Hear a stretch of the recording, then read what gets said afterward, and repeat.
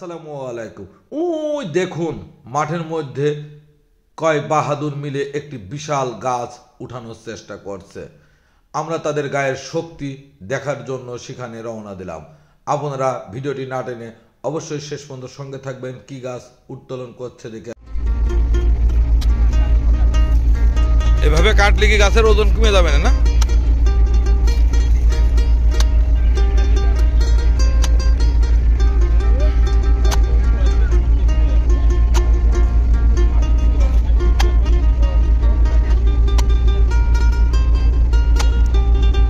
আসসালামু আলাইকুম।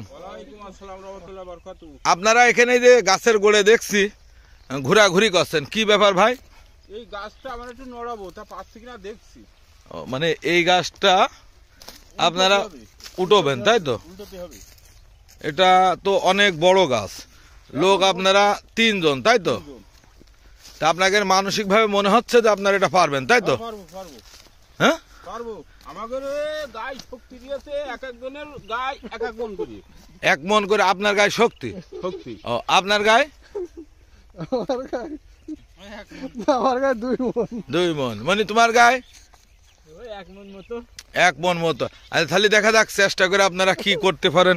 এখন কয় মনের দরকার? হ্যাঁ, দেখা যাক। নড়েছে? পারবেন? দেখুন, ইনারা 3 জন মানুষ। আমি রাস্তাতে চলার পথে দেখলাম গাছ নিয়ে মেলা লাফালাফি করছে, এসে দেখে গাছ নড়ানোর চেষ্টা করলো। তা কি উঠে গেছে গাছ? হ্যাঁ, গাছের সাথে আমরা পারিনি। মানে গাছের শক্তি বেশি হয়ে গেল, আর আপনারা দুর্বল মেরে গেলেন, তাই তো? তাহলে সিলিন্ডার করে দিলেন। তাহলে অনেক কথা শুনেছি যে মানুষ অনেক কিছু করে, আপনারা আজকে যেটা করে দেখাই গেলেন, এটা একটা বিশাল ব্যাপার। এই জায়গার ঠিকানা কি? নলডাঙ্গা ইউনিয়ন। এই মাঠে যে প্রচুর খেজুর গাছ, আপনি তো গাছ তোলেন মনে হচ্ছে। ও, খালি এমনি কাটেন আর তোলে অন্য লোকে, না? এই গাছগুলো কি আপনি নিজে নিজে মানে নিজের গাছ না অন্যের গাছ? তো ভাগে নিয়েছেন? আপনার বাড়ি কোনে? তা আপনার নাম কি? তাহলে গুড় পাটালি যদি কেউ নিতে আসে আপনার সাথে যোগাযোগ করলে তো হবে। তাহলে কি হিম্মত কাশেম বলা যায় নাকি? তা বলা যায় না, তা বলা যায় না। মানে মানসিক শক্তি তো আপনার ছিল, পারেন আর না পারেন যে আপনি হচ্ছে গাছটা তুলতে পারবেন। আমি কিন্তু ওই দেখেন গাড়ি রেখে আসছি ওই জায়গা, আমি আপনাকে এটা দেখে তো ছুটে আসছি।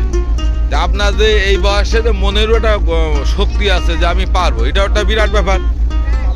না পারেন সেটা আলাদা কথা। এই ভাই দেখলাম, আমি ওই যাতে ঘুরে আসছি। কিন্তু আপনার পরিচয় কি ভাই? আমার বাসা যাত্রাপুর, আমার নাম সবুজ হোসেন। আসলে আমরা ছোটকালে আমরা ছোটকালে কিন্তু এইভাবে বয়স্ক বা ছোট মানুষ সবাই মিলে বিভিন্ন রকম কৌশলের কাজই হতো। এখন তো এগুলো উঠে যায়, ফোনের মধ্যে সব আটকে গেছে। মানে তুমি কি লেখাপড়া করো? বাদ দিয়ে দিয়েছো না? তোমার বাড়ি তো একই জায়গা। যাক, আপনারা এনাদের জন্য দোয়া করবেন। অন্তত পক্ষে এনার মানসিকতা খুব সহজ মানুষ, মনের মধ্যে আত্মবিশ্বাস। আর যদি রস লাগে তাহলে তেঁতুলতলা থেকে প্যারিস রোড হয়ে যাত্রাপুর গ্রামে এসে কাশেম বীর বললি আপনারা পেয়ে যাবেন তার। আর সে ভোগীযোগী করে না, এলাকার রস এবং গুড়গুলো পাটালিগুলো ভালো হয়। দেখুন তার প্রস্তুতি খুব সুন্দর। এই মাঠের মধ্যে গাছগুলি সে কাটছে, তাই তো?